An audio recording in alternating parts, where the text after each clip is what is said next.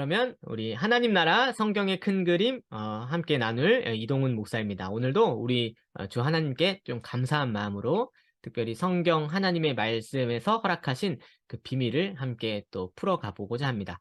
오늘은 10강 완성된 하나님 나라인데요. 특별히 요한계시록을 좀 다루게 될 거예요. 그래서 요한계시록에 나타난 특별히 예수님이 초림, 이 땅 가운데 성육신 하시고 부활 승천하신 이후에 재림, 다시 오시겠다 하셨던 그 초림과 재림 사이 전체를 우리는 말세로 이해를 하는데, 그 말세인 오늘날 이 현대 시대를 어떻게 이해해야 할지, 그리고 나아가서 예수님께서 다시 오시는 날을 우리가 어떻게 소망할지를 함께 누려보고자 합니다.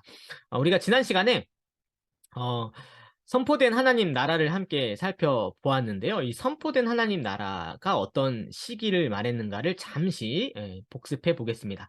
특별히 이 시기를 우리는 어떤 시기로 이해를 하냐면 초림과 재림 사이의 시기로 이해를 합니다. 그것을 말세이고 종말이라고 했어요. 예수님 오시고 예수님 다시 오시기 전까지 전체 기간을 말세요 종말이라고 이야기를 했습니다. 그런데 여기서 질문이 되는 것이죠. 왜 예수님이 다시 오시는 날이 지체될까를 생각할 때 우리는 이 지체되는 시기 속에서 허락된 것이 무엇인가를 살펴보았습니다. 특별히 그 허락된 것을 이제 표현하는 말이 선포된 하나님 나라일 수 있겠는데요. 우리는 그리스도 안에서 새로운 피조물이 된 시대를 살지만, 그리고 하나님 나라가 현존하는 그런 시대를 살지만, 왜 여전히 이 낀 세대 속에서 죄의 자취와 흔적을 경험하는가, 이렇게 질문할 수가 있잖아요. 그럴 때 왜 예수님이 재림하시는 것이 지체되는가 할 때 이 시기조차도 하나님의 뜻 안에서 허락된 것이다 생각해 봅니다. 특별히 무엇이 허락된 시기인가 할 때 우리는 두 가지를 좀 살펴봤어요. 이미와 아직, 그래서 낀 세대로 이 땅에 살아가야 해서 죄의 자취와 흔적을 경험해야만 하지만, 왜 이런 시기를 주셨냐면 그것은 복음 선포와 영혼 구원을 위해서 하나님께서 참으시고 기다리시는 시간으로서 복음이 퍼져나가는 것을 아무도 막지 못하는 그런 시대라고 이야기를 했습니다. 그런데 하나님께서는 그것이 퍼져가도록 그냥 두시고 아무 일도 하시지 않는 그런 분이 아니라 오히려 이 선포된 하나님 나라 시기에 선물을 주셨는데, 그것은 무엇이냐면 모든 일에 증인되라 하신 복음을 전하라 하시는 명령과 더불어서 이것과 함께 하시는 위로부터 오시는 능력, 곧 성령을 주시겠다고 약속하셨습니다. 우리가 지난 시간을 떠올릴 때 이 명령과 약속을 받아서 이 땅 가운데 그 일을 감당하는 그 기관이 무엇이라고 하였습니까? 즉 선포된 하나님 나라를 실현해가는 신약 시대의 기관을 무엇이라고 이야기를 했었죠? 바로 교회라고 이야기를 했습니다. 주님이 당신의 몸으로 이 땅 가운데 하나님 나라의 비밀을 누릴 수 있는 이 신약 시대의 기관으로 교회를 주셨다는 것. 그래서 교회가 갖고 있는 의의와 중요성이 얼마나 큰지를 우리가 함께 보았습니다. 오늘은 무엇을 볼 것이냐면 완성된 하나님의 나라를 이제 마지막으로 볼 거예요. 그리고 이제 다음 주에는 최종적으로 좀 복습하는 그런 시간으로 마지막 강의를 하고요. 오늘은 강의 내용 중에 마지막인 완성된 하나님의 나라를 함께 살펴보겠습니다. 먼저 기도하고 시작하겠습니다. 거룩하신 아버지 하나님, 하나님의 은혜와 사랑을 감사합니다. 우리를 사랑하셔서 하나님의 놀라운 뜻 안에서 우리를 부르시고 그리스도 예수 안에서 우리를 새롭게 하사 오늘도 하나님의 나라를 누리고 또 소망하고 바라보게 하시니 감사합니다. 우리는 정말 감사하며 그 감사 속에서 소망과 찬송을 주님께 돌리며 오늘도 함께 하신 하나님 은혜를 가지고 이 땅을 살아갑니다. 오늘도 완성된 하나님의 나라를 우리에게 보여주시고 가르쳐 주실 때 우리가 믿음 가운데 소망을 누리게 하여 주시고, 이 땅을 살아가는 모든 걸음걸음 속에서도 주님이 동행하시는 은혜가 얼마나 크신지를 경험하도록 우리 모두의 마음을 붙들어 주시옵소서. 우리 주님이 오늘도 함께 하실 줄 믿사오며 우리 구주 예수 그리스도의 이름으로 기도하옵나이다. 아멘. 아, 우리가 이제 완성된 하나님의 나라를 이제 같이 볼 것인데요. 특별히 우리가 예수님께서 이제 다시 오신다는 말씀을 하고 난 이후에 무려 이제 2000년의 시간이 지났어요. 그죠? 예수께서 다시 오시겠다, 속히 오리라 하시고 나셔서 하신 시기가 이제는 거진 2000년이 지났죠. 세상이 점점 어떻게 가고 있는 것이냐면 사실은 방향성을 갖고 역사의 끝으로 가고 있는 거예요. 그런데 역사의 끝에는 어떤 일이 있냐면 성경에 따르면 역사의 끝은 어떻게 종결되냐면 예수께서 다시 오시는 것으로 종결된다고 얘기하고 있어요. 그 예수님이 다시 오시는 그 종결, 그것을 우리는 완성된 하나님의 나라라고 할 수 있겠습니다. 그날이 오면 어떤 일이 있을까요? 그날이 오면 어떤 일이 있다고 성경은 기록하냐면 하나님께서 약속하시고 신실하게 진행해 오신 하나님의 나라의 완성을 보여줄 것이라고 말씀하셨습니다. 그러면 이 하나님께서 계획하시고 약속하셨던 것을 완전하게 실현시킨다는 그 그림과 약속의 말씀이 특별히 어디에 성경 가운데 어디에 좀 적혀 있을까요? 뭐 질문하면 잘 대답하시겠지만 완성된 하나님 나라의 그림이 사실 성경 전체에 좀 그려져 있어요. 뭐 구약의 시편에도 그런 그림이 있고 나아가 선지서들 뭐 이사야에서도 그런 내용들이 있고 또 신약의 서신서들 가운데서도 예수님 다시 오시는 날에 대해서 설명하기도 하지만 아주 구체적으로 완성된 하나님의 나라가 어떻게 실현되는가를 기록한 책은 무엇이냐면 바로 요한계시록입니다. 요한계시록은 누가 적었냐면 사도 요한이 적었어요. 반모섬이라는 곳에서 적었는데 반모섬에서 유배가 되었을 때 이 사도 요한이 계시록을 적게 됩니다. 유배가 되었다는 것 그리고 사도 요한이 거기서 계시를 적었다는 것 이것을 우리가 한번 살펴보려고 합니다. 우리가 시기를 좀 특정할 수는 없지만 그래도 추정해 보기를 특별히 이 요한계시록이 적힌 시기는 어떤 시점이냐면 그리스도인들이 로마에서 극심한 박해를 받았던 그런 시기였던 것으로 보입니다. 그래서 계시록이 특별히 어떤 장르로 기록이 됐냐면 그 고난을 받고 있는 극심한 핍박 속에서 묵시라는 장르로 그런 형식으로 성경이 기록되어 있어요. 이 묵시, 계시라는 그런 장르는 어떤 거냐면 이 현실의 시대에서는 우리 눈으로 인간의 눈으로 볼 수 없기 때문에 열어 보여주셔야만 하는 그런 환상들 그것을 특별히 묵시, 계시라고 하는데요. 이 묵시나 계시의 형식으로 기록된 책이 앞서서 무엇이 있었냐면 우리 요새 새벽 설교에서 듣게 되는 다니엘서에서도 이런 묵시의 장르가 나타나요. 환상과 계시가 주어지고 그것을 역사 이면에서 하나님께서 설명해 주는 방식으로 쓰인 그런 형식이고 그런 장르죠. 요한계시록도 마찬가지예요. 역사 이면에서 일어나고 있는 일들, 곧 사람의 눈으로 볼 수 없고 알 수도 없는 일들을 환상과 계시로 보여주시고 그리고 그것을 설명하는 방식으로 이 묵시 요한계시록이 적혀 있는 것이죠. 그런데 이 질문을 해보는 것이죠. 왜 요한계시록 이런 묵시의 형태가 특별히 반모섬으로 상징되고 나타나는 고난과 핍박 가운데 있는 이들 다니엘서도 마찬가지죠. 바벨론 포로 시기, 바사까지 이어지는 그 포로 시기, 극심한 핍박과 박해에 있는 이들 그리고 사도 요한, 로마 시기에 있는 반모섬에 유배된 로마의 그리스도인들에게 왜 이런 묵시의 말씀을 주셨을까? 우리는 질문할 때 그것은 다른 것이 때문이 아니라 박해 가운데 있는 이들에게 고난에도 불구하고 인내할 수 있는 믿음과 힘을 더하기 위해서 주셨다는 걸 우리는 생각해 볼 수 있겠습니다. 사실은 다 그렇죠. 자신의 삶을 믿음으로 살아가는 게 결코 쉽지 않아요. 뭐 요새 핍박과 박해가 없다고 결코 말할 수가 없습니다. 어떻게 보면 우리는 이 시대와 이 시점에 나타난 여러 철학적 사상과 또 세계관과 물질 만능주의와 우리가 겪고 있는 수많은 환경 속에서 주 예수 그리스도의 이름을 높이고 정말 그 뜻대로 사는 게 어찌 보면 더 어려운 눈에 보이지 않는 박해가 더 강한 그런 시대를 우리도 살고 있다고 볼 수 있겠습니다. 자신의 삶을 믿음으로 살면 마땅히 무엇이 찾아오냐면 박해가 찾아오는데 요한계시록은 무엇을 우리에게 의도하냐면 이 모든 시대 신자들이 박해를 받으며 살아갈 때 그 삶에서 경험하는 고통과 박해와 핍박 속에서 시선을 돌리게 하시는 은혜가 있는 거예요. 시선을 돌게 하셔서 정말로 바라보아야 할 나라가 무엇인지를 알려주는 것이죠. 그런 현재인 나라, 그런 미래인 나라, 그분 자체를 바라보게 하는 의도가 이런 묵시 형태의 요한계시록 그리고 다니엘서에서 나타나는 겁니다. 우리 눈에 바벨론과 또 로마가 아무리 커 보일지라도 또 우리 눈에 여러 물질 만능주의와 수많은 사람들의 세계관과 또 무종교의 방식으로 살아가는 수많은 사람들의 세계의 벽 속에서 우리는 우리 눈을 들어 그분의 나라, 현존하고 그리고 완성될 그 나라를 바라보도록 초대되는 것이죠. 그런 의미에서 요한계시록은 무엇을 먼저 의도한 그런 책이라고 말할 수 있냐면 두려움이나 염려가 아니라 1차적으로 그리고 근본적으로 소망을 얻게 하는 은혜의 말씀이라고 할 수 있겠습니다. 요한계시록을 통해서 신자가 받아야 할 첫 자리는 바로 소망이죠.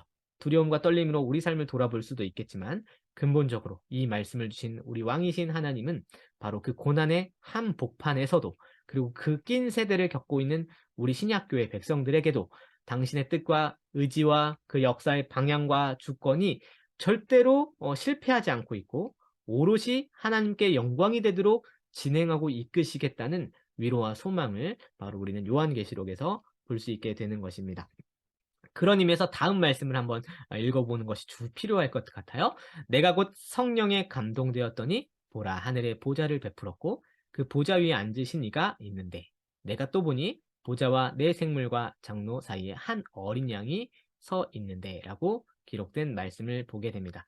우리가 이 땅에서 분명한 박해를 받고 있지만, 그래서 하나님 나라가 요원해 보이지만 환상과 계시 속에서 사도 요한과 또 우리 신자들인 신약교회 백성들에게 무엇을 지금 보여주시는 것이냐면, 고난의 한복판처럼 보이지만 그분의 통치가 느껴지지 않는 것처럼 보이지만 보좌가 있다라고 보여주시는 거예요. 하늘에 보좌가 있고 그 보좌에 앉으신 이가 좌정하고 있다고 선언하고 있는 게 요한계시록의 시작이고 또 선언이겠죠. 상황이 우리 눈에 어떻게 보이더라도, 그리고 낭망해 보일 수 있는 그런 상황이 놓여 있다 하더라도 놀라우신 우리 하나님과 어린 양이 우리를 위해 그 자리에 서서 그 역사를 주관하신다고 보여주시는 책이 바로 요한계시록인 것이죠. 특별히 그 양은 어떤 양이냐면, 그분은 어떤 분이냐면 우리를 위해 죽임 당하신 어린 양, 곧 우리를 위해서 고난 당하고 우리를 위해서 승리하시고 우리를 위하여 좌정하시고 우리를 위하여 지금도 기도하시는 부활 승천하신 주 예수께서 바로 그 왕이 보좌에서 다스리고 있다라고 지금 이 땅에 우리에게 선언해 주시는 것입니다. 그런 의미의 소망과 위로가 정말로 허락되는 것이죠. 하늘에 이루어지고 있는 일들이 있어요. 지금도 우리가 무천년설로 또 초림과 재림 사이의 기간을 우리가 이해한다면 지금 시기에 일어나고 있는 일들이 정말로 무엇인가를 생각해 볼 수 있어요. 그 일이 어떻게 이루어지고 있냐면, 내가 또 들으니 하늘 위에와 땅 위에와 땅 아래와 바다 위에와 또 그 가운데 모든 피조물이 이르되 보좌에 앉으신 이와 어린 양에게 찬송과 존귀와 영광과 권능을 세세토록 돌릴지어다라고 이야기하고 계십니다. 하늘에서 이루어지고 있는 일들이 있는 것이죠. 우리에게 무엇이 허락되었냐면, 지금 죽어서 주의 품에 있는 자들도, 그리고 하늘 위에와 땅 아래와 바다 위에와 그 가운데 있는 모든 피조물이 보좌에서 이루어지는 일들, 그 앞에서 무슨 일들이 이루어지고 있냐면, 그분의 놀라운 통치와 흔들리지 않는 주권을 바라보면서 보좌에 앉으신 이와 어린 양에게 찬송과 존귀와 영광과 권능을 돌리는 일들을 보여주시는 것이죠. 이 박해의 세계 속에서 너무나 제국이 커 보이는 그 자리 속에서 보좌 앞에 이루어지는 모든 피조물이 찬송하는 그 영광의 세계를 보여주는 것을 통해 우리는 어떻게 할 수 있냐면, 박해 가운데 소망을, 그리고 그 소망을 통해서 찬송을 우리 삶에서 허락해 주시는 하나님의 은혜를 보게 되는 것입니다. 우리의 시선을 완전히 돌려주시는 하나님의 은총과 또 은혜와 소망의 말씀으로, 그래서 찬송으로 우리가 화답하는 것으로 이 요한계시록을 받을 수 있겠습니다. 그런 의미에서 이 요한계시록을 해석할 때 특별히 해석의 여러 기준들, 또 그런 내용들이, 관점들이 필요할 텐데, 요한계시록 어떻게 해석하는 것이 건강한 관점인가를 먼저 좀 생각해 볼 수 있을 것 같아요. 특별히 책에서 이 부분을 과거주의, 역사주의, 미래주의, 그리고 초림과 재림 사이, 현 시대를 의미하는 것으로 이렇게 4개로 해석의 관점을 좀 이야기하고 있는데요. 그런 의미에서 이 요한계시록의 관점으로 기록된 4개의 해석을 먼저 좀 한번 살펴볼게요. 앞선 3개는 조금 문제가 있다고 볼 수 있는 그런 관점이에요. 과거주의도, 역사주의도, 미래주의도 조금 문제가 될 수 있습니다. 과거주의는 어떤 관점으로 요한계시록을 보는 것이냐면, 모든 요한계시록의 상징과 계시가 사도 요한이 쓴 당시의 사람과 기관들만을 가리킬 뿐이라고 보는, 그런 과거에 국한된 기록이라고 보는 그런 관점이에요. 우리는 이것을 배격합니다. 그리고 역사주의가 있어요. 특별히 세대주의에서 이런 부분들을 많이 생각하는데, 기록된 1세기부터 예수님 다시 오실 때까지 서로 다른 시대들 속에서 이 요한계시록이 연대의 순으로 기록이 돼서 각각의 특정한 사건과 인물들을 떠올리게 하고 또 가리킨다고 보는 것이 역사주의예요. 우리는 이런 환원하는 각 사건과 연대와 사건을 하나 대입하는 방식으로 이해하는 이런 세대주의적 해석도 우리는 배격을 합니다. 미래주의는 무엇이냐? 종말이라는 어떤 시점을 역사의 끝에 아주 짧은 시점으로만 이해를 하는 거예요, 이 미래주의는. 그래서 역사의 끝, 마침 어느 지점에서부터 재림까지 짧은 단기간에 일어난 일만을 기록한 게 요한계시록이다라고 보는 그런 미래주의 관점도 있습니다. 중요한 것은 과거로 국한시키든 아니면 미래 한 부분으로만 국한시키든 아니면 역사 가운데 특정 시점을 연결하려는 작업을 하는 것이든 우리는 과거, 역사주의, 미래주의 모두를 배격하면서 어떻게 요한계시록을 건강하게 또 유익하게 받느냐면 사실은 요한계시록이 기록하는 시대와 시점은 초림과 재림 사이 현 시대 곧 종말이라고 표현할 수 있는 예수님 다시 오기 시기까지 처음 오셔서 다시 오실까지 신약 시대 모든 과정을 요한계시록이 상징과 계시를 통해 표현하고 있다라고 봅니다. 그래서 요한계시록에 나타난 사건들이나 또는 그런 일들과 상징이 언제 나타나냐면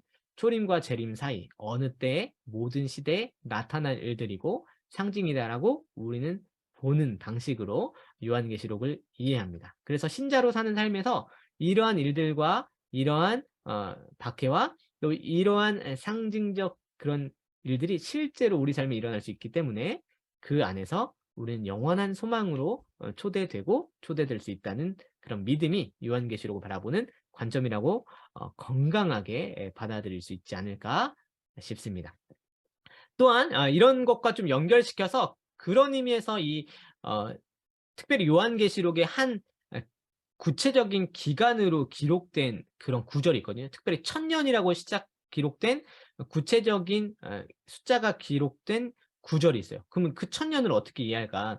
과거에 있는 것도 아니고 또 역사에 실제로 이입할 것도 아니고 미래 어느 한 시점만을 말하는 것이 아니라면 이 1000년의 시간을 어떻게 이해해야 될까를 생각할 때 먼저 1000년이 어떻게 기록되냐면 요한계시록 20장 2절 3절에 용을 잡으니 곧 옛뱀이요 마귀요 사탄이라 잡아서 1000년 동안 결박하여 무저갱에 던져 넣어 잠그고 그 위에 임봉하여 1000년이 차도록 다시는 만국을 미혹하지 못하게 하였는데 그 후에는 반드시 잠깐 노일이라 기록된 어떤 1000년이라는 시점이 있어요. 이 1000년은 어떤 특징을 갖고 있냐면 사탄 마귀가 결박돼서 만국을 미혹하지 못하는 그런 시기를 말해요. 1000년이.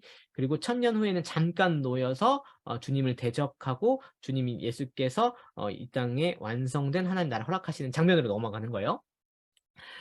그런 의미에서 이 1000년을 어떻게 이해할까 할 때 특별히 세 가지 관점으로 크게 좀 구분을 할 수 있겠습니다. 사탄이 결박되고 그리고 주 예수와 함께 믿는 자들은 왕노릇하는 이 1000년을 어떻게 이해할까 생각할 때 후천년설, 전천년설, 무천년설로 크게 용어를 삼아서 세 가지로 크게 구분을 할 수 있어요. 기준은 무엇이냐면 뭐 후, 전, 무 이게 어떤 기준이냐면 특별히 후와 전은 예수님의 재림을 좀 기준으로 하는 거예요. 그래서 어떻게 이해하냐면 후천년설은 뭐냐면 천년 왕국이 있고 난 후에 재림한다. 이게 후천년설이고 전천년설은 뭐냐면 천년 왕국이 있기 전에 재림하신다. 이게 전천년설이에요.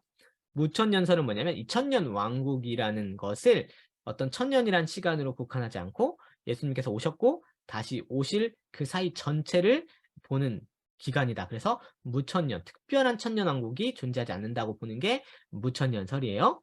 자, 그러면 후천년설부터 좀 그대로 교재에 있는 내용들을 좀 요약해서 좀 설명을 해드릴게요.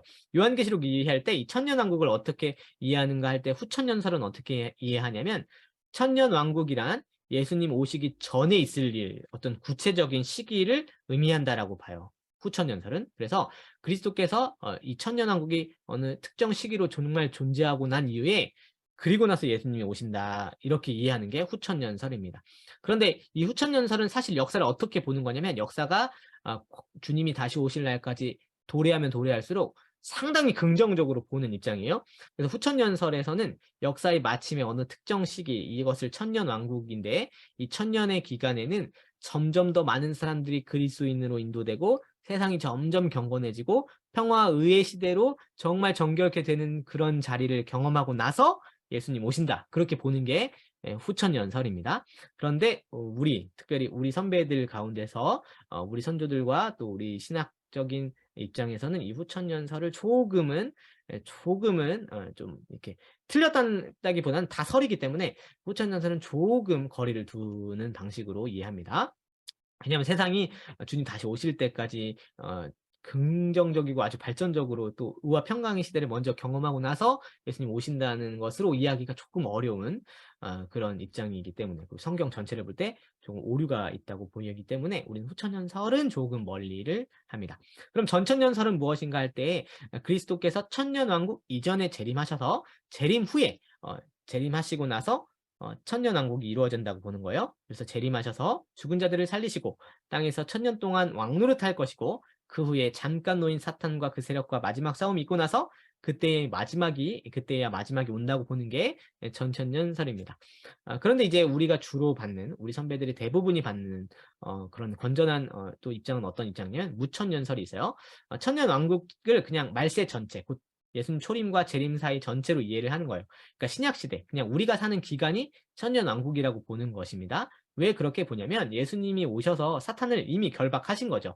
그리스도께서 죽으시고 부활하심으로 사탄이 이미 결박당했다고 보는 것이 무천년설의 입장입니다. 그래서 지금 그리스도 안에 있는 모든 백성들이 그리스도와 함께 왕노릇하고 있는 시대, 바로 예수님 다시 오시기 전 이 기간 전체를 천년왕국이다. 그래서 특별한 천년왕국은 존재하지 않는다라고 보는 무천년설이 있습니다. 우리 선배들은 역사적 전천년설, 그러니까 천년왕국 이전에 예수님 오시고 나서 이제 천년왕국이 도래할 것이라고 보는 입장이 일부 있고, 그리고 주로 무천년설을 지지하는 것을 좀 건전한 입장으로 보았습니다. 이 얘기를 하는 이유는 무엇이냐면, 뭐 후천년설, 전천년설, 무천년설 이런 어떤 신학적인 이론을 여러분에게 좀 설명하기 위해서라기보다는 이런 관점을 가지고 요한계시록을 보는 게 얼마나 은혜가 되냐면, 내가 사는 오늘을 어떻게 이해할 수 있는가를 설명하거든요. 그러니까 내가 사는 시대를 이해하는 은혜가 있는데, 그 은혜는 무엇이냐면 바로 주 예수께서 사단을 결박하시고 내가 왕노릇하는 시대로서 이 시대를 살아가고 있구나로 무천년설을 이해하게 해주기 때문에, 그런 의미에서 뭐 신학적인 이론을 설명하기 위해서가 아니라 오늘의 하루가 왕 대신 주님을 다스림을 받는 시대구나라는 것을 좀 이해하는 아주 유익한 이론이기 때문에 여러분에게 좀 소개합니다. 어쨌든 이런 천년왕국, 곧 무천년설로 우리가 이것을 받을 때 초림과 재림 사이에 주 예수 안에서 사탄이 결박되고 이제 예수님 다시 오시는 그 자리에서 이제 궁극적으로 예수님이 다시 오시는 재림의 역사의 끝이 도래하는데, 그날에 어떤 일이 일어날까 요한계시록은 어떻게 기록하냐면 크게 두 가지 이미지로 역사의 끝을 설명하고 있습니다. 완성된 하나님 나라에서 나타나는 특별히 두 가지 이미지는 어떤 이미지냐면, 하나는 바벨론이 무너지는 것, 멸망하는 것과 새 창조가 도래하는 것으로 크게 두 가지 이미지로 나타납니다. 완성된 하나님의 나라 속에서는 바벨론이 무너지고, 다른 하나로서는 새 창조가 이루어지는 것으로 역사가 종결된다라고 보는 것이죠. 그날에 어떤 일이 일어나는가 할 때 특별히 바벨론이 무너지는 이미지는 어떤 뜻이 되냐면, 옛것, 곧 죄와 사망으로 인해 부패하고 타락한 것들이 사라지고, 새 것, 곧 그리스도 예수 안에서 구속하신 하나님의 세계가 완전히 완성되는 약속이 선언되는 게 이 두 이미지로 나타나는 거예요. 역사의 끝, 완성되는 하나님 나라 속에서는 바벨론이 완전히 무너지고 멸망하며 새 창조가 이루어진다라고 보여주십니다. 그렇다면 먼저 바벨론이 무너지는 것은 어떤 의미와 이미지와 계시로 설명하시는가 말씀을 한번 읽어보겠습니다. 힘찬 음성으로 외쳐 이르되 무너졌도다 무너졌도다 큰 성 바벨론이여, 귀신의 처소와 각종 더러운 영이 모이는 곳과 각종 더럽고 가증한 새들이 모이는 곳이 되었도다 라고 바벨론의 특징을 먼저 설명하시고, 그리고 마침내 큰 성 바벨론이 이같이 비참하게 던져져 결코 다시 보이지 아니하리로다라고 역사의 끝에 도래할 바벨론의 멸망과 또 소멸을 주님이 선언하십니다. 바벨론은 어떤 도시이고, 바벨론은 또 어떤 이미지이고, 또 그 이미지 안에서 어떤 특징을 갖고 있을까요? 바벨론은 사실 무엇을 상징하냐면 먼저 지역으로 나타나는데, 어떤 지역으로 창세기에 나타나냐면 11장에 바벨론은 먼저 인간의 오만과 교만의 상징이었던 바벨탑을 쌓았던 곳이 바벨론이에요. 굉장히 상징적인 지역이죠. 그런데 이 지역이 나중에 나라가 되고 제국이 될 때 어떤 일을 겪냐면 유다 왕국을 무너뜨리고 성전을 파괴하고 포로로 끌려가는 하나님을 대적하는 한 제국으로 나타납니다.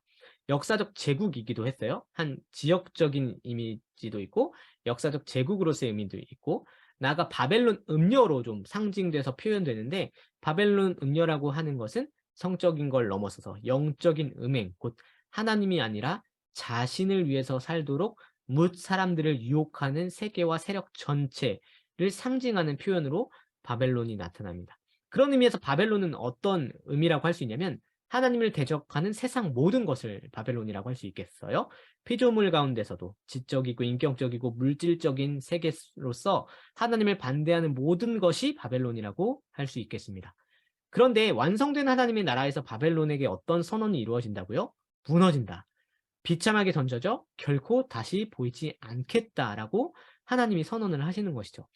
하나님이 하나님의 백성을 구원하시고 보호하시기 위해서 바벨론 큰 성에 길이 참으시다가 최종적인 심판을 시행하시겠다고 말씀하시는 것입니다.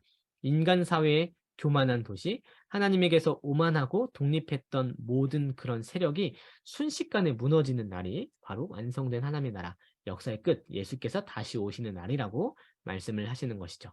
교재에서 이것에 대해서 아주 잘 정리하고 있어서 제가 그 부분을 좀 읽어드릴게요. 바벨론에서 짐승은 세상의 적그리스도의 세력을 상징하고 거짓 선지자는 세상의 적그리스도의 세계관, 이데올로기 전체를 의미하고 사탄도 바벨론과 함께 심판을 받는다. 이들은 불과 유황못에 던져지는데 그곳에서는 더 이상 해를 끼치지 못한다. 사람들도 하나님 앞에서 심판을 받는다. 생명책에 이름이 없는 자들은 모두 불못에 던져지는데 이것은 하나님에게서 분리되는 영원한 죽음을 상징한다. 그리스도께서 다스리신다는 사실을 인정하지 않는 자들도 모두 배제되어야 한다. 하나님은 그 무엇도 자신의 완전한 나라를 파괴하도록 허락하지 않으신다. 심판은 무섭지만 좋은 소식이기도 하다. 정의가 실현되고 악이 무너진다. 하나님의 최종적인 구원 사역이 이제 완성될 수 있다라고 잘 정리하고 있습니다. 놀랍죠? 심판은 무섭지만 사실은 좋은 소식이죠. 정의가 실현되고 악이 무너지는 자리가 완성된 하나님의 나라에 도래하는 때라고 얘기하는 게 얼마나 큰 위로를 주시는지 모릅니다. 악한 모든 일들, 그래서 정의가 무너진 것처럼 보이는 시대 안에서 우리는 무엇을 소망합니까? 주께서 다시 오셔서 바벨론을 무너뜨리시고 하나님의 나라를 완성하실 것이라는 그 약속으로 우리의 삶을 또 받아들이는 것이죠. 또한 그런 의미에서 또 다른 이미지로 어떤 이미지를 주셨냐면 하나님께서는 새 창조의 이미지를 또 주셨습니다. 요한계시록에 또 내가 새 하늘과 새 땅을 보니 처음 하늘과 땅이 없어졌고 바다도 다시 있지 않더라라고 기록되어 있죠. 그렇게 옛것이 무너지고 나면 무엇이 도래한다고 말씀을 하시냐면 새롭게 되는 것이 있다고 말씀하십니다. 무엇이 새롭게 됩니까? 놀랍게도 창세기에서 주님이 의도하신, 특별히 목적하신 그 창조가 실패한 것이 아니라 그 뜻대로 온전히 완성되는 창조가 이루어질 것이라고 말씀하십니다. 새하늘과 새 땅으로 표현이 되는데 처음 하늘과 처음 땅이 없어지고 바다도 사라진 곳이 새하늘과 새 땅으로 대체될 것이라고 말씀하십니다. 죄와 사망으로 얼룩진 부패한 세계, 처음 하늘, 처음 땅, 악과 어둠의 세력을 상징하는 바다 전체가 사라지고 온전히 하나님의 뜻과 질서가 시행되는 새하늘과 새 땅이 창조된다라고 말씀하시는 것이죠. 하늘과 땅은 무엇입니까? 말 그대로 하늘과 땅이지만 동시에 이것은 창조세계 전체를 의미하는 것입니다. 나아가서 온 피조물을 말하는 것이겠죠. 하나님이 이루실 완성된 하나님의 나라에는 온 피조세계와 모든 피조물이 새롭게 되는 일들이 나타난다고 말씀하십니다. 그간의 처음 하늘과 처음 땅, 옛 땅과 옛 하늘에서는 어떤 일이 있었습니까? 특별히 삶에 뒤따르는 것이 있었죠. 죽음과 절망의 이런 사이클이 계속 반복됐었잖아요. 소멸과 썩어짐이 존재하는 그런 곳, 땅에서도 피조세계 가운데 지진과 화산과 막지 못하는 재앙들이 있는 그런 옛것, 부패한 세계에서 이제는 창조자가 설계하신 그 의도대로 새하늘과 새 땅을 주시겠다고 요한계시록의 약속이 되고 있는 것입니다. 이것이 온전히 실현된다. 이사야에서도 사실 이런 이미지가 나타났죠. 새하늘과 새 땅, 그 새 창조의 세계 속에서는 어떤 일이 일어나냐면 어린아이, 젖먹이 어린아이가 독사굴에 손을 넣어도 해를 당하지 않는 그런 일들이 있고, 또 이리와 어린 양이 함께 뛰노는 그런 에덴이 완전히 회복된 이미지가 이사야에서도 존재하는데, 그런 새하늘과 새 땅의 창조의 완성을 그날에 허락하신다고 말씀을 하시는 것이죠. 이런 걸 생각하면 이 땅 가운데 보고 있는 이 하늘과 땅의 부패함과 또 모든 피조물과 피조세계와 또 인격적 피조물인 인간 사이에 놓여져 있는 드세 또 기세 등등한 그런 악한 현장들을 볼 때, 그날의 창조와 완전히 새롭게 되는 은혜가 바다도 다시 잊지 않겠다 하신 하나님의 은혜가 얼마나 감사한지 모릅니다. 그래서 기다려져요. 또 어떤 일이 있냐면 완성된 하나님의 나라에는 새 예루살렘이 있다라고 말씀하십니다. 내가 봄에 거룩한 성 새 예루살렘이 하나님께로부터 하늘에서 내려오니 그 준비한 것이 신부가 남편을 위하여 단장한 것 같다라고 말씀하십니다. 새 예루살렘이 하나님께로부터 내려와요. 바벨론, 특별히 바벨탑은 인간이 자기 이름을 위하여 높이 쌓았는데 완전히 무너지고 흩어지죠. 그런데 이제 그 성은, 새롭게 허락되는 그 성은 하나님으로부터 지어져서 하나님께로부터 내려오는 성이라고 말씀하십니다. 그 성은 어떤 곳이냐면 단순히 건물이나 어떤 건축을 넘어서서 그 성은 완벽한 공동체를 이루는 성이에요. 어느 누구도 서로가 서로에게 고립되지 않는 성이에요. 이게 진짜 감사한 거죠. 모든 세대와 모든 신자들이 살게 되는 그런 성. 그래서 각 나라와 각 족속과 백성과 방언에서 올라오는 그런 함께하는 성. 이 땅의 교회에 잠시 교회를 통해서 잠시 보여주는 그런 세계이기도 하지만 그날에 궁극적으로 실현될 성이죠. 예루살렘에 허락되는 것입니다. 성 예루살렘, 그 지역적 예루살렘을 말하는 것이 아니라 새 예루살렘으로 온 족속과 민족과 방언이 이 땅 가운데 함께 모여서 그날을 누리게 되는 것이죠. 이 새 예루살렘이 숫자로 표현될 때는 14만 4천이라고 표현됐는데, 이것을 악용하는 이단 세력들이 있죠. 14만 4천으로 수요를 삼아서 그 기준에 따라 작은 수요로 이 새 예루살렘을 이해하는 그런 이단의 무리들이 있어요. 근데 이 14만 4천과 함께 성경에 무엇이라 기록되냐면, 요한이 뭐라고 하냐면 이 14만 4천을 아무도 능히 셀 수 없는 무리라고 얘기를 해요. 즉 14만 4천 숫자를 말하는 게 아니라는 거죠. 12 곱하기 12. 하나님의 백성, 구약과 신약의 모든 백성들이 함께 거하여 능히 아무도 셀 수 없는 큰 무리가 있는 하나님으로부터 내려온 성이 도래한다라고 그 놀라운 이미지와 계시의 환상을 풀어주는 것입니다. 그 영광스러운 성에서 무엇을 할까요? 주님과 하나 되는, 주님과 함께하는 놀라운 나라가 완성되는 것이죠. 누구도 고립되지 않는, 모두가 평안함을 누리는 그런 나라. 바로 그것이 새 예루살렘이라고 표현되는 것입니다. 또한 무엇이 주어집니까? 새 성전의 이미지, 곧 내가 드리니 보좌에서 큰 음성이 나서 이르되 보라, 하나님의 장막이 사람들과 함께 있음에 하나님이 그들과 함께 계시리니 그들은 하나님의 백성이 되고 하나님은 친히 그들과 함께 계셔서 모든 눈물을 그 눈에서 닦아주시니 다시는 사망이 없고 애통하는 것이나 곡하는 것이나 아픈 것이 다시 있지 아니하리니 처음 것들이 다 지나갔음이러라. 기록된 말씀처럼 이 약속에 대해서 교재가 또 잘 설명을 하고 있습니다. 이렇게 설명을 하고 있죠. 요한이 본 도시가 하나님의 임재에 초점을 맞췄던 성전의 지성소처럼 완벽한 정육면체라는 것은 놀랍다. 지성소는 작은 공간이었고 대제사장 한 사람만, 그것도 매년 한 번만 들어갈 수 있었다. 그러나 이제 도시 전체가 지성소다. 도시는 길이와 너비와 높이가 각각 1만 2천 스타디아인 정육면체다. 다시 말해 약 4천 제곱킬로미터로 요한 당시 알려진 세계 전체의 넓이다. 핵심은 분명하다. 새 창조에는 하나님의 임재가 집중되는 특별한 곳이 없고 그분을 만나기 위해 찾아가야 하는 거룩한 건물이 없다. 전체가 성전이다. 이런 까닭에 요한은 이렇게 말한다. 성 안에서 내가 성전을 보지 못하였으니 이는 주 하나님 곧 전능하신 이와 및 어린 양이 그 성전이심이라 라고 기록되는 것이죠. 감사하지 않습니까? 우리와 하나님 사이에 더 이상 거리가 없는 그 성전.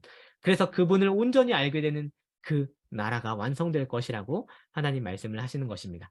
오늘 완성된 하나님의 나라를 우리가 함께 보았습니다. 그런 의미에서 한번 정리를 해볼 수 있을 것 같아요. 완성된 하나님의 나라, 하나님의 처소에서 하나님의 다스림과 복을 누리는 하나님의 백성이 어떻게 완성되는가 할 때 우리는 오늘 배운 요한계시록의 모든 말씀을 통해서 그 처소라 함은 새 창조로서 새 예루살렘과 새 성전, 하나님이 임재하시는 자리이구나. 그래서 그것을 모두가 완전하게 누리는구나를 생각하겠고, 그날에는 다스림과 복을 어떻게 누리냐면 하나님과 어린 양의 보좌로부터 흘러나오는 다스림. 그래서 모두가 그 완전한 복에서 배제되지 않는 다스림과 복을 누리는구나를 우리는 요한계시록을 통해서 보게 되며 나아가 백성들은 어떤 백성들이냐면 능히 셀 수 없는 아무도 능히 셀 수 없는 큰 무리로서 그리스도를 믿는 모든 민족이요 모든 방언 모든 족속 모든 사람이 바로 그날에 전 역사 가운데 있었던 하나님이 택한 백성들이 함께하는 그 나라를 우리가 보게 되겠구나를 생각해 보게 되는 것이죠. 오늘 여러분에게 이 완성된 하나님의 나라는 어떻게 들렸는지 궁금합니다. 오늘 강의를 좀 마무리하면서 여러분이 믿음으로 사는 삶에 대해서 한번 생각을 해보려고 합니다. 오늘을 사는 여러분에게 믿음으로 산다는 것이 무엇인가를 한번 생각해 보고 싶어져서 우리가 요한계시록과 완성된 하나님의 나라를 생각할 때 오늘 믿음으로 사는 삶은 무엇일까를 좀 이렇게 이해해 볼 수 있을 것 같아요. 두 가지 키워드인데 믿음으로 사는 것이 고난이라는 키워드가 존재하고 그러나 소망이라는 키워드가 존재함을 여러분이 완성된 하나님의 나라 요한계시록의 계시 안에서 볼 수 있었으면 합니다. 고난이 키워드가 된다는 건 어떤 의미냐면 믿음으로 이 땅 가운데 바벨론으로 보이는 수많은 거대한 성이 있을 때 믿음으로 살기 때문에 고난을 받는 게 먼저는 당연하다는 걸 여러분 좀 받아들이실 수 있기를 바라요. 그러나 동시에 무엇도 마땅하냐면 소망도 마땅하다는 것도 받아들일 수 있기를 바랍니다. 고난과 박해가 마땅하지만 그러나 소망이 당연하고 마땅하고 당연한 약속된 소망을 보는 것이 완성된 하나님의 나라를 비추시고 기대하게 하시고 기다리게 하시는 하나님의 은혜가 아닐까 생각해 보는 것이죠. 오늘 그분의 약속으로 말씀을 이렇게 허락하십니다. 이루었도다 나는 알파와 오메가요 처음과 마지막이라 내가 생명수 샘물을 목마른 자에게 값없이 주리니 이기는 자는 이것들을 상속으로 받으리라. 나는 그의 하나님이 되고 그는 내 아들이 되리라 라고 기록되고 계십니다. 놀라운 그분의 말씀이 내 시작과 마침을 내가 주관하고 있으며 생명수 샘물을 값없이 줄 것이라고 말씀하시고 상속을 허락하사 나는 그의 하나님이 되고 그는 내 아들이 되리라 하시는 하나님의 약속의 선언이 고난과 소망으로 믿음으로 사는 우리 삶에 하나님 나라가 정말 완성될 그날을 기다리게 하는구나를 생각해 보게 되는 것이죠. 여러분의 오늘의 일상을 어떻게 하나님이 설명하실지 궁금합니다. 그러나 확언하기를 하나님의 나라를 분명하게 바라볼 때 고난과 소망을 가운데 믿음으로 우리의 삶을 살아갈 수 있구나를 생각해 보게 될 것입니다. 오늘 강의는 여기까지고요. 우리 다음 주에 뵐 것인데요. 다음 주에는 그간 배웠던 하나님 나라를 모두 종합해서 이 그림을 한번 연결하는 작업으로 쭉 성경의 내용을 내러티브화해서 이야기화해서 같이 한번 이해해 가보는 것으로 다음 강의를 마치려고 합니다. 다음 강의는 좀 공지가 갈 텐데요. 오프라인 모임을 좀 가지려고요. 아무도 안 오실 수 있겠다는 걸 인정을 합니다. 하지만 이제 오프라인으로 좀 준비를 해서 혹시 오실 수 있는 분들은 다가와 티타임으로 현장에서 뭐 질문도 받고 또 교제도 하고 그런 시간으로 뭐 한두 분이 오셔도 그렇게 오프라인으로 다음 주에 좀 시간을 가지려고 하니까요. 혹시 참석이 가능하신 분은 미리 말씀을 해주시면 감사하겠습니다. 우리 또 다음 주에 그러면 뵙도록 하겠습니다. 다음 주에 뵙겠습니다. 샬롬!